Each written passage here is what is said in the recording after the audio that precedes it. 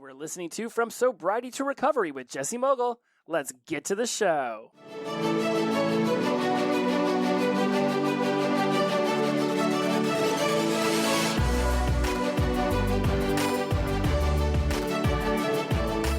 Welcome back to From Sobriety to Recovery. I am your host, Jesse Mogul. I am in addiction recovery. I am excited to bring you some awesome stuff today. And we're going to dive right in because it's 11 o'clock on a Wednesday night and I am running myself ragged. But I had to get this information to you today. Yes, I did.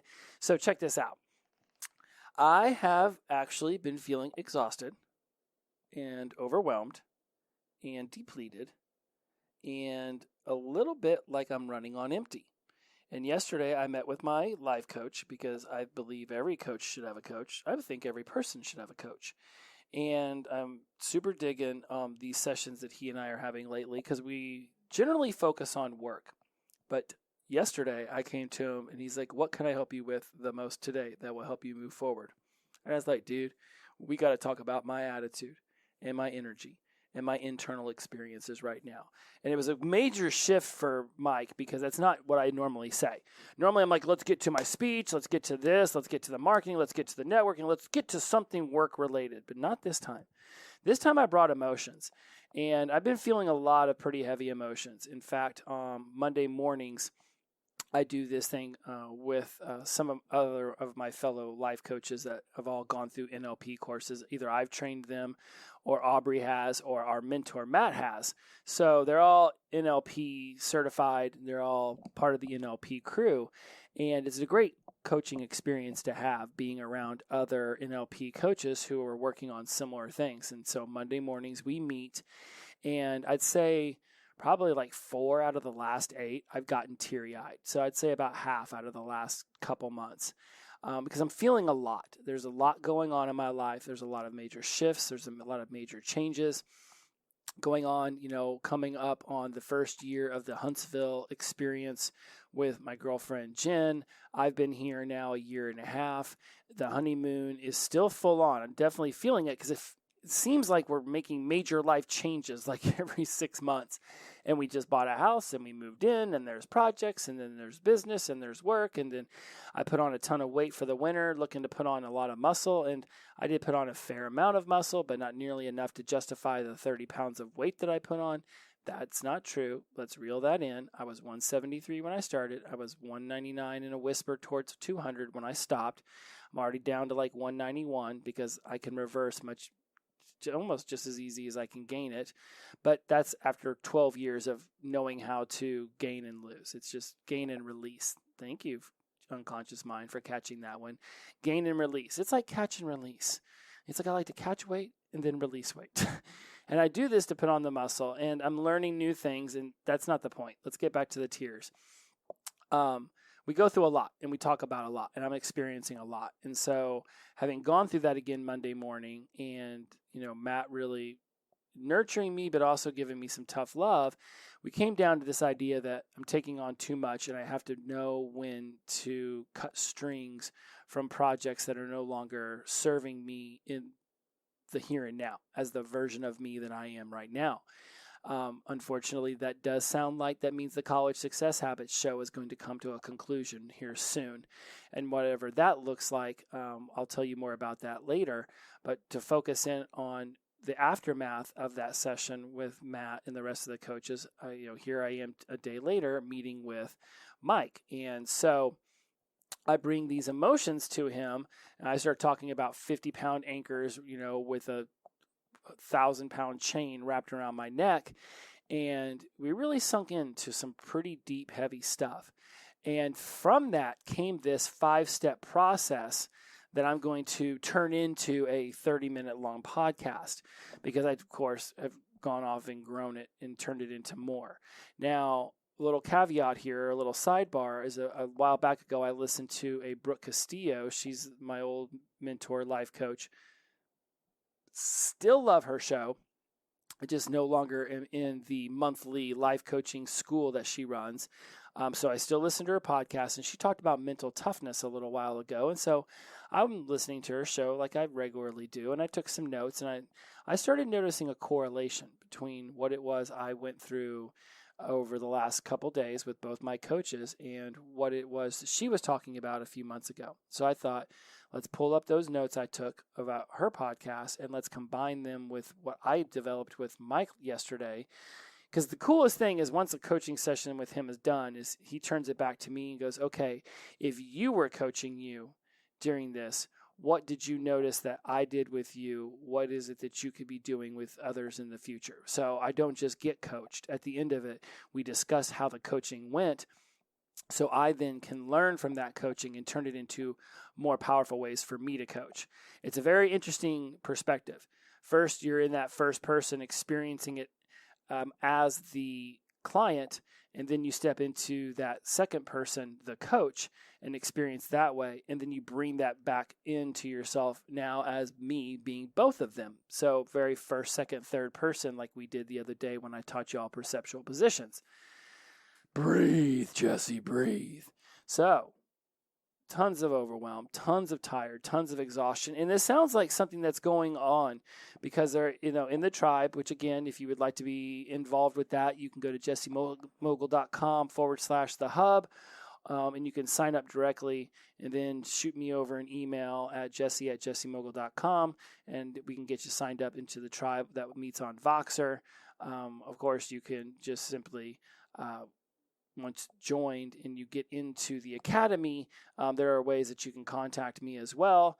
But again, you can always go via Instagram or TikTok as well. But anyways, if you want to join the hub, that's there, jessymogul.com/the hub. Or you can go to jessymogul.com/ask me, shoot me over some questions, and we can see if you qualify for the tribe. And the tribe seems to be having a certain amount of fatigue going on themselves. And this can happen for those of us who, whether you're, 1 month, 4 months, 4 years, 6 years into your sobriety and recovery, where we start to actually feel good and we're feeling positive and things are going in the right direction. So we want to add more things, right? We're like, wow, I've never felt this good. I am really rocking and rolling. Issue we can have is that we get into this I don't know how to say no complex, where we start taking more on, even if it's our own self putting this stuff on us. It's still the yes is coming, and too many yeses leave us depleted and leave us exhausted. So let's get into the process that Mike and I developed yesterday. And this is super powerful, super awesome. In fact, I've already had 2 coaching clients that I've utilized this on, and they listened to the podcast, so they will probably recognize what we went through today simply because I'm getting ready to explain it to y'all. So, and honestly, this is some really cool self-life coaching stuff. So if you've got a pen and a pad, write it down, and I'll be very mindful to tell you each step so you can write it down, and then I will explain more of it. So the very first thing that we did is we got into number 1, what is my current experience? What am I currently experiencing? Now, for me, what I brought to him was a lot of negative self-talk, negative voices inside my head whipping my own ass.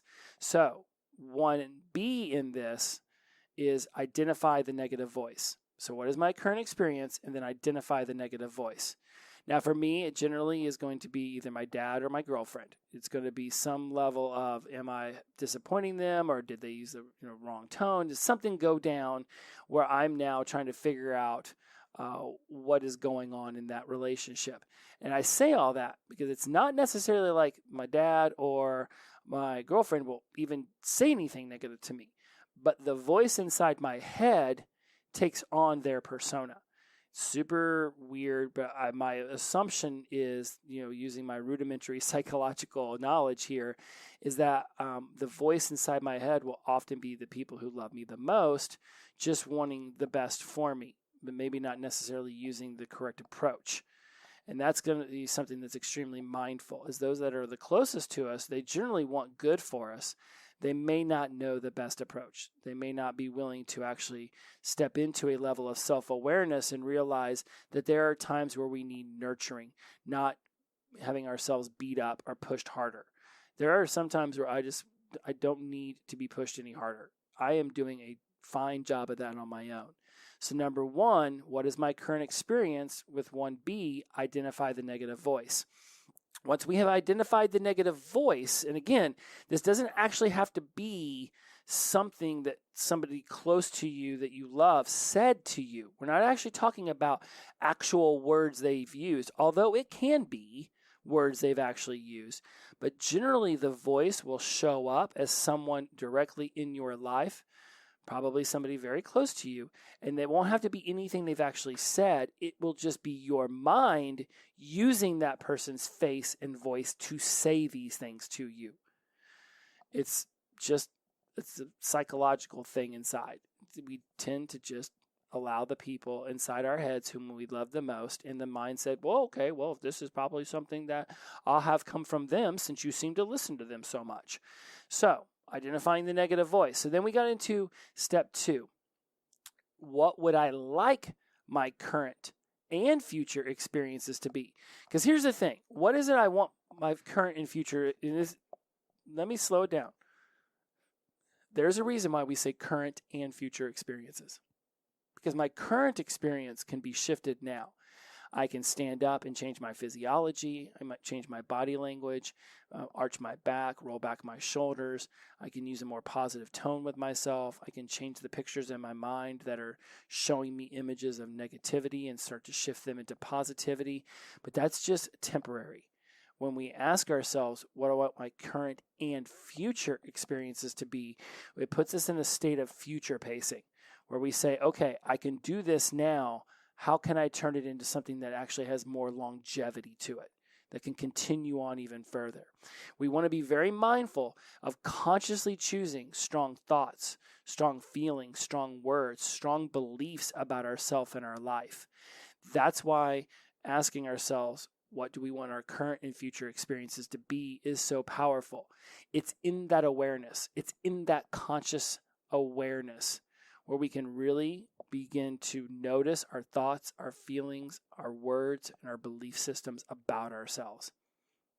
Because when we go to release the negative self-talk, which we have talked a lot about lately, because that's what I'm experiencing, and I'm really just using this podcast as therapy sometimes, when we communicate with this voice to find out what it wants, the negative self-talk generally will have a positive intent behind it.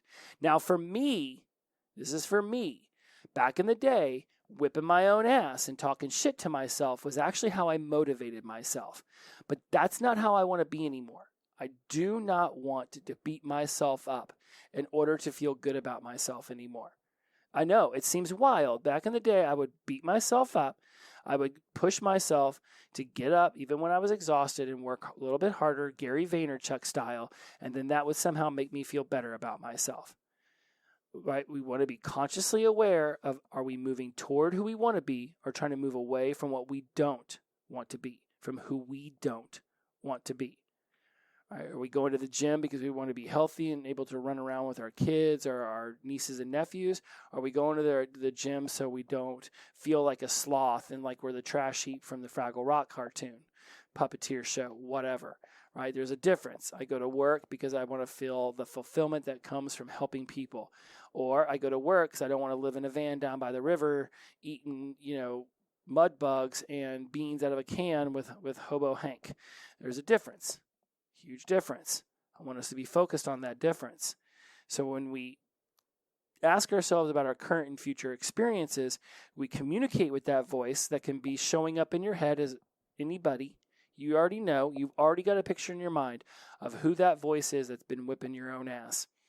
Listen for the positive intent. The positive intent from my negative self-talk was actually to motivate myself to work a little bit harder. But that's the thing. I don't want to use negative self-talk to motivate myself anymore. I just don't. Remember the episode where, is the way I'm talking and the way I'm behaving addict Jesse, sober Jesse, or recovery Jesse? To me, addict Jesse is the version of me that beats myself up thinking that's somehow going to motivate me. That's no longer working for me. It worked for me a couple years ago, worked for me during COVID, The entirety of COVID, I was furloughed from work for over a year. The entirety of COVID, not one day on a Monday through Friday did I sit on that couch and watch TV. While everybody else was gobbling down on Tiger King, I watched the first episode and was like, this dude's from Oklahoma. I'm from Oklahoma. I'm pretty sure he's my cousin. I don't want to watch my cousin do meth and pick on lions anymore. Just like Tiger King, so it was probably tigers, not lions. Either way, I saw a whole lot of my family in that was like, nixay, not watching it. One weekend we binged Handmaid's Tale. Other than that, pretty much kept a very active work focus. Like I did not let up off myself during that furlough. And I used a lot of negative self-talk to keep pushing myself. Spun my wheels a lot too, mind you.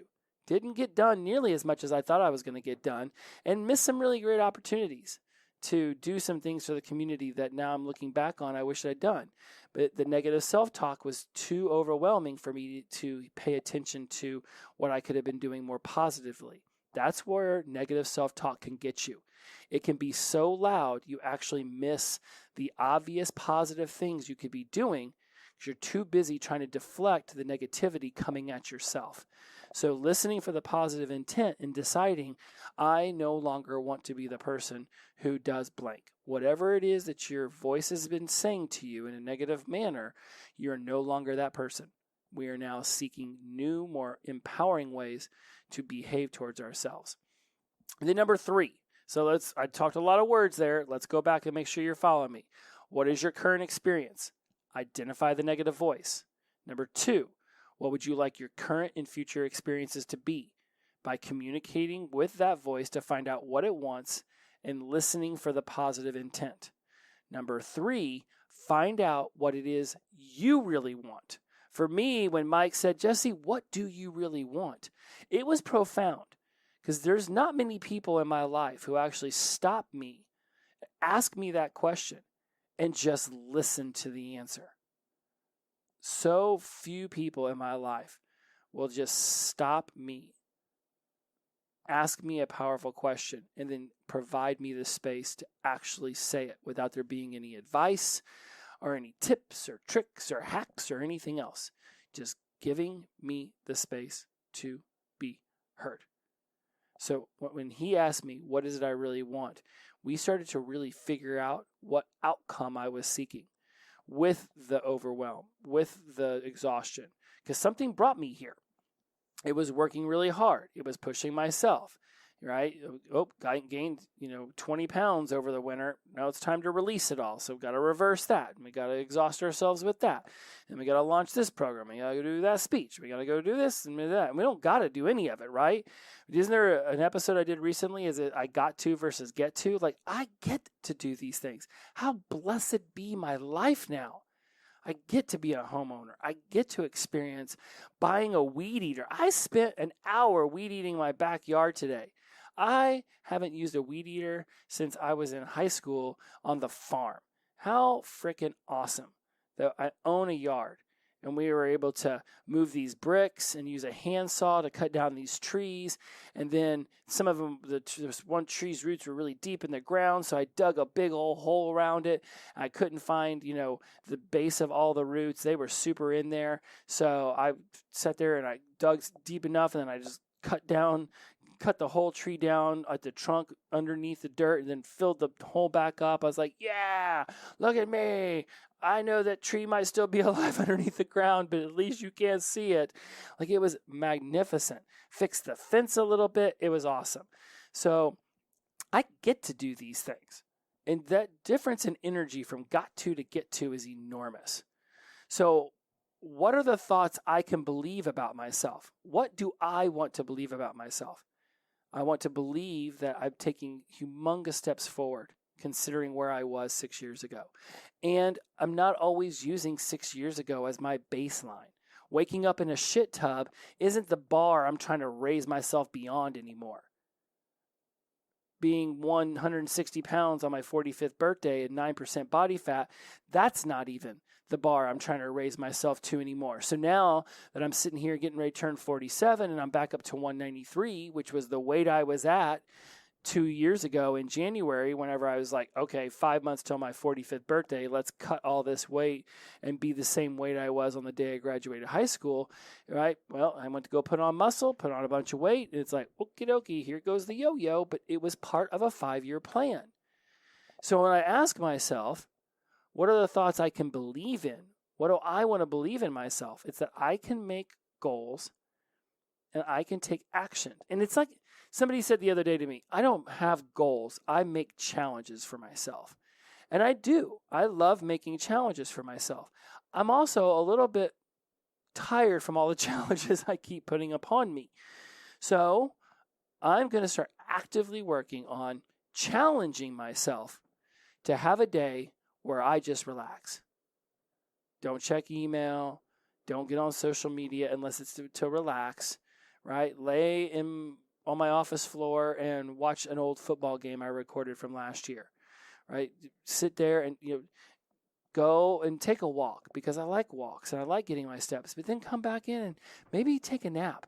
A couple weeks ago, I laid down in my bed in the middle of the day right before I was going to teach an LP, and I took an hour nap. That is the first time I have laid down in my bed during the daytime in 2.5 years without being sick. I was sick when I first moved here. I had COVID. So I do remember laying in bed for a little bit there. But other than that, I do not get in the bed I sleep in at night in the middle of the day and take a nap. I don't. I'll fall asleep in my office chair. Hell, I'll fall asleep on my office floor. I got a little blanket and a little pillow in here. I will lay on a hard floor, but I will not lay in that bed, because it's something about that bed means it's time to go night-night, not time to go nap-nap. There's no napping. There's no crying in baseball. There's no napping on a work day. But I let myself do it. So I'm challenging myself now to release some of the pressure I put upon myself. When I ask myself what it is I really want, what outcome am I seeking, it's to have, is it better? Is it more? Is it empowering? Lots of different words are popping into my head. None of them are really sticking out. But it's to have a more nurturing relationship with myself, where I can fully embrace what it is I can control, and I can release what it is I cannot control. I can control myself, my mind, my body, my spirit, my physical condition, my nutrition, my hydration, my sleep, my rest, my emotional ebbs and flows. I can control me. I control my mind, therefore I can control my body. And the mind's in charge of all of it. Mind's playing its role in every single thing I just listed off. So number 4, when Mike and I were coaching me, right? Number 3, find out what it is I really want and really figure out what outcome I was seeking. Then number 4 was talk it through with myself using positive reframing and conscious shifting of language patterns. Talk it through with myself using positive reframing and conscious shifting of language patterns. Positive reframing and conscious shifting of language patterns.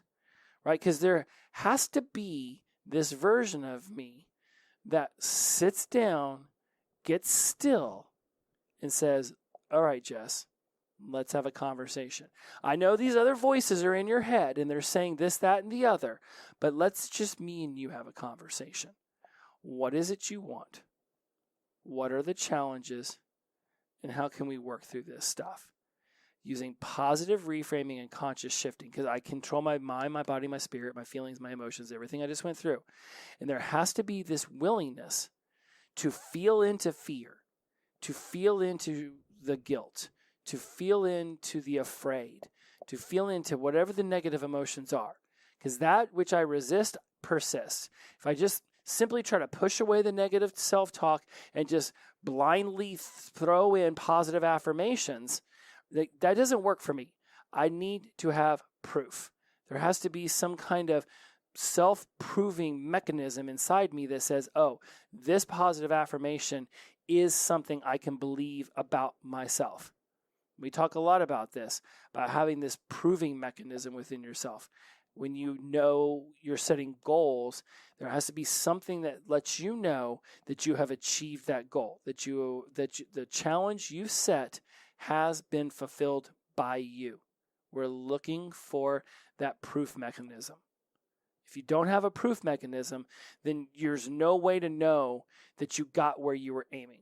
When I want to go to the grocery store, the proof mechanism I have that I have arrived at Kroger is that I am parking my car in the Kroger parking lot.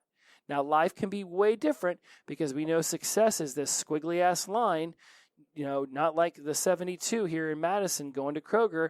Once you get on 72, just go straight. There's Kroger. It's like literally to get to Kroger is 3 turns from my house. It's not that hard to get there. Life and success is way more wiggly wobbly.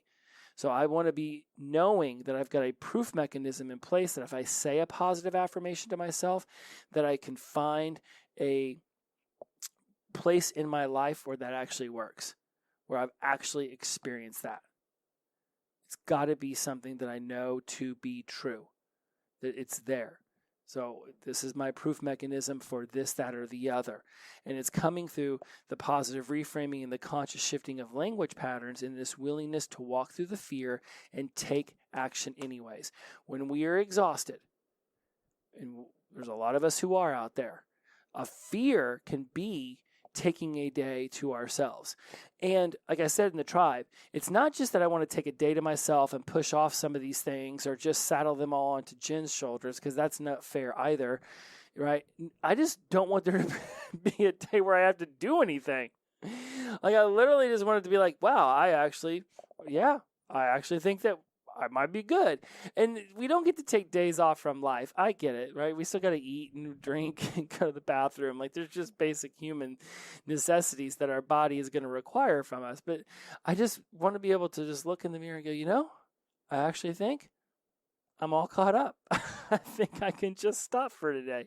And that must be super hard for those of y'all out there with children, because it's not even your own life that you're seeking to take care of each and every day. But now you've got children's lives too, and you've got your own life. And of course, there's a spouse or a partner involved in that as well. So it's like, and I've got plants. The plants need things. Not in a bad way, Zeb. I love you, Zeb. And then I've got Bumblebee. And then I've got my new little fuzzy plant. I love you 3. You're not that. Please don't take that the wrong way. Zeb's little edges of Zeb's leaves. I have a zebra plant called Zeb. Zeb, Zeb, Zeb, how you doing, Zeb? The leaves, the edges are turning brown. And I read it's because I'm either not watering it enough or over watering it, which isn't helpful at all. Because then I don't know how often to water it. Do I water it every Monday? Stick my finger down in it. Maybe it's wet. Maybe it's not. Is it damp? Is it too much water? Not enough? I'm going to kill the plant. I swear, don't die. But my point is like, y'all have children. I got 3 plants and a girlfriend. So, and in a yard that I weed eat. Like, I mean, but it's all our own lives, right? I laugh and I make jest and I go off on a 45-second tangent about my plants. But we all have these requirements, these things. And it's like finding that day where we can just say, we're here. I can finally rest. It may not actually be there. So what we're looking for is this ability to promise ourselves to work on the achievement of our challenges in a way where it's guilt-free and it's through acceptance. I'm going to repeat that because it's number 5. We want to make a promise to ourselves to work on the achievement of our challenges we're making toward ourselves with the releasing of the guilt and the acceptance of ourselves. So that's what he had me do. He's like, okay, what are some promises you want to make to yourself? Some things that you can set about achieving, these challenges you're going to have, and you release the guilt and you accept yourself in the here and now, that you are doing everything that you can with the resources that you have, whether the resources are energy or money or time, whatever it might be. And I want you to start making promises to yourself, because it seems like we can make promises to other people and we keep those up, but not always with ourselves. Not always with ourselves. See, when we're not mindful of our mental toughness, of our emotional toughness, it can go a little bit overboard. And then we think mental toughness and emotional toughness is actually pushing ourselves harder, pushing ourselves farther. Go, go, go, go, go. Wow, look who I used to be. Now look who I am. If I can do this, what more can I achieve? More and more and more. And maybe it's a Western civilization thing. Maybe it's a United States thing. Maybe it's just a human species thing. But it's just drive, more, must have more. I mean, I picture like, the trash heap from Fraggle Rock with a little bit of a mixture of Cookie Monster and then that chef from the Muppets. It's like, put the chicken in the potty. Cookies. Trash heap has spoken. It's like, okay, can the peanut gallery just calm down? You two old dudes in the balcony, shut the hell up. I don't need any more shit out of you. Let's just chill ourselves out. And it can be prayer, it can be meditation, it can be taking a walk, but I want you to focus on the mindfulness of knowing that something you are doing for the recharging, or you're doing for the charging, not even recharging, just for the charging, for the emotional uplifting nature that it brings to you, for the inspiration that it creates, for the internal motivation that it fills back up. There are things that we do that make us feel good about who we are or what we are or how we're doing, all of the above. And it's imperative that we slow down long enough, even if it's just for that split second, to be like, wow, wait, I'm on this walk because this is something I enjoy doing. And I'm on this beautiful trail and I'm listening to things I enjoy listening to, and I'm seeing nature all around me, and just the world can just fade away. Like that old commercial from the 80s, Calgon, take me away. Right? We have those moments where we're just like, no, this is where I'm supposed to be. And I create those for myself. Yes, Chattanooga was a little bit more of a whirlwind than I would have preferred. But when we're sitting in the hot tub and we're laughing and I got my soda water and it's a beautiful night and the crickets are going, I was like, wow, this is where I was supposed to be. And I'm going to get you guys out of here on this because we're coming up on that 30-minute mark. We passed it. But I was having a pretty rough go of things over the weekend, just emotionally with myself and, how I'm treating myself. And it was like, not a God guy as much, but I did just get done putting in 12 weeks at His way. So I am feeling this more of a spiritual connection to God and the Bible. And, just as something that is part of the human existence. I can embrace all modalities of spirituality. None of them are the primary for me. They all play a role. And so I remember, just talking to God and the universe and being like, all right, universe, just breathe me in for a moment and just give me a sign that everything's going to be okay, that everything's going to be all right, that I'm going in the right direction, that I can chill out on myself and stop, ride myself like a rented mule. like I'm Jesse James running away from the authorities on a horse that hasn't been fed, watered, or slept in 3 days. Like, seriously, I think my horse is getting ready to die in the desert. I just ask the universe, please, and I'm praying, please just give me a sign. So then we get in the car to go down to Pigeon Forge, and this is Saturday morning. And this is up in the mountains, and it's windy roads. And so the Google Maps can't keep up with the twists and the turns very effectively. So I find myself trying to watch the map on the phone, but the map isn't shifting correctly. So I'm taking tons of wrong turns. So after I just got done praying for the universe to show me that I was going down the right path, that I was making the correct turns, I then get out of my car and made like a series of incorrect turns. So many of them that I was like, you know what, whatever. I just part of in my head, I honestly was like, you know what, just pull the car over and just park it and just get out and just walk, because you can't do any worse walking than you are currently doing driving.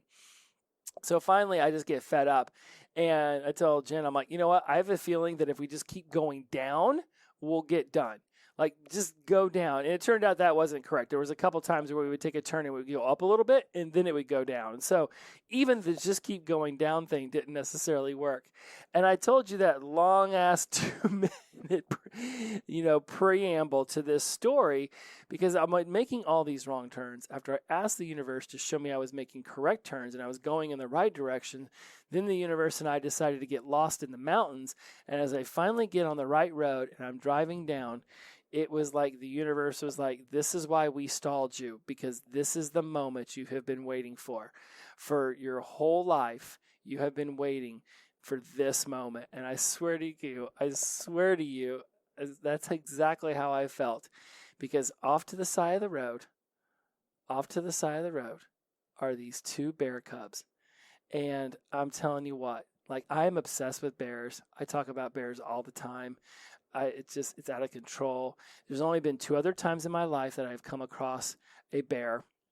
One was at Yellowstone with a couple cubs. It was off in the distance, and because people at Yellowstone are ridiculous, like there was authorities, and it was mayhem. I was in my motorcycle. I was on my motorcycle, and I pulled up through the car so I could be front in line, which was a bad idea because then the park ranger made me drive past it, and where I had I stayed hidden behind a car, I would have been able to be like 15 feet away from a mama walking with 2 cubs right across the street. Instead, I had to pass it by, and then they made me go like 100 yards away. So I totally botched being able to see bears within, like 15, 20 feet of me. The other time I came across a bear, sadly, was in Georgia, driving through with my dad. It had clearly been hit by a truck, a little baby cub, and it had no longer was, it was dead. And it broke my heart. Like, I literally start, crying as I'm riding my motorcycle because bears, to me, are just the most cherished animal. And then to see one dead when there's so limited of them broke my heart. So this is the 3rd time I've seen live bears. Second time I've seen a live bear. 3rd time I've seen a bear in my life that wasn't in a zoo. Let's reel it in a little bit. But they were so close. So we stopped and we got some videos. I should post them on social media. They go across the street. And so we roll back and we're seeing them. They're like down in this creek. And like they must have been fed by humans at some point because they come out of the creek and they come straight towards the passenger door. And of course, Jen's like, you gotta go. The bear's going to jump up on your car. And I'm like, fuck yeah, man. I'll open up the trunk. Bitch, get in. You want to go to Pigeon Forge? I'll buy you an ice cream cone. Yes, I will buy you an ice cream cone. But I listened to her and I pulled the car up about 10 feet. I didn't really try to move it very far because I was totally in. She got a really sweet ass picture of this bear walking up. It did get within like 6 feet of the door. It was I've never seen a bear so close. It just was so adorable. So we pull up and the bears end up messing around and they come running up along the side and they're playing up on this tree. And of course, some stupid dump truck has to pass by right at that very moment and scare them off. But for that like 5 minutes, I just felt like the universe was like, everything's going to be all right, dude. We've been running you ragged. You've been running yourself ragged. You prayed for a sign that you were going in the right direction. So we purposely had you take multiple wrong turns because we wanted you to be here for this very moment when these bears were crossing the street. I want you to make your meaning where you choose to make your meaning because nothing has meaning till we give it meaning. I chose that those bears were going to give me meaning. That I had prayed to the universe to just give me a sign that everything was going to be okay. And there's this song by the Killers, everything is going to be all right, everything. Everything's going to be all right? Yeah, everything is going to be all right. And it's literally on my repeat list on Spotify. I've been listening to this song so much. And I mean, I'm a Spotify junkie anyways, but literally I'm just always listening to this song, and I keep going back to it, like everything's gonna be all right, and everything will be all right. It is off the Hot Fuss album if you care to go listen to it, and I just pulled it up to be able to tell you that, and everything will be all right. And it was, to me, the universe driving me around so I could see these bears, and I chose to give those bears the meaning I just told you, I spent the last 7 minutes of this podcast explaining to you something that one day I'll go back and listen to this episode and be like, oh my God, my bears. I love my bears. So, and what was funny is the day before I had bought a shirt that says Gatlinburg, Tennessee, and it's got a bear on the front of it. And right underneath the bear, it says, worst case scenario, a bear will kill you. And so I put that shirt on and I was like, yeah, I'm going to wear my Gatlinburg, Tennessee shirt while I'm in Gatlinburg because that's who I am. I'm that dude. And it said, worst case scenario, a bear kills you. And then here's these two baby cubs walking across the road. And where there's baby cubs, there's always a mama. So if any of you were like, you should have gotten out of the car and tried to hug it, that's not what we're going to do. And in fact, you should Google Far Side, Anderson Brothers, I think it was, something. You just Google Far Side bears and watch these two little kids throwing this bear cub up in the air in this Far Side cartoon and the mama bear off in the distance. And it's like, and the Anderson brothers were never heard from again. So you do not get out of your car when you see a bear cub. And you definitely don't get out of your car when you see an adult bear. Either way, do not touch bears. Do not feed bears. Watch bears from distance and see the bears as a sign that everything is going to be all right. And so that is our episode for today. Let's go back over this real quick. So if you wanted to write them all down, what is my current experience? Identify the negative voice. What would I like my current and future experience to be? Communicated with it to find out what it wants and listen for the positive intent. That was 1 and 2. Number 3, find out what it is I really want and figure out what outcome I'm seeking. That's 3. Number 4, talk it through using positive reframing and conscious shifting of language patterns. And then number 5, I made a promise to myself to work on the achievement of my challenges by releasing the guilt, accepting me for me, and getting all of my parts working and harmonizing together. And your parts might be husband or wife or parent or baseball coach or teacher or professor or whatever it might be, counselor, all these different pieces of you, you want to get them working together and harmonizing together. And one of those pieces I want you to start to focus on is the relaxation version of you, chilled out version of you. What is it you can do to be able to just chill out, lay on the couch, or go for a walk, or, I don't know, sit underneath a tree and talk to bees, whatever it might be. You are the one who makes the meaning for the way you choose to relax. Other people may not think that it's relaxing to go to a bowling alley and throw that thing for 2 hours, but if that's what you feel is relaxing, then that's what I want you to go do for yourself. This overwhelm and this exhaustion, this is sort of the way our society likes to be. But we can choose a different way. And it starts with just being consciously aware of how you're talking to yourself, how you're treating yourself, actively choosing a more positive way to talk to yourself with an actual confirmation, a proof mechanism that says, I believe this about me. Reframe it. Be positive, and then embrace those challenges that you make to yourself. Releasing the guilt, accepting you for you. I will be working on this each and every day. I already woke up this morning feeling lighter than I have in weeks because of this coaching session. If this is something that you're interested in, you want to be involved in the tribe or the hub or some coaching, jessymogul.com/askme. Hit me up. Let me know how I can be of assistance. I will get back with you. Other than that, I hope you all have a great week. I can't wait to see you again next week. I really feel like I was waiting for some impactful and powerful way, but I cannot stop thinking about those bears. God damn, that was so cool. All right, my friends, inclusivity over exclusivity, the power of positive energy, release and flow. Every day is the best day of our life, especially when we see bears on a morning we wake up sober. Shout out to sunshine, glow on. See you next week. Bye-bye.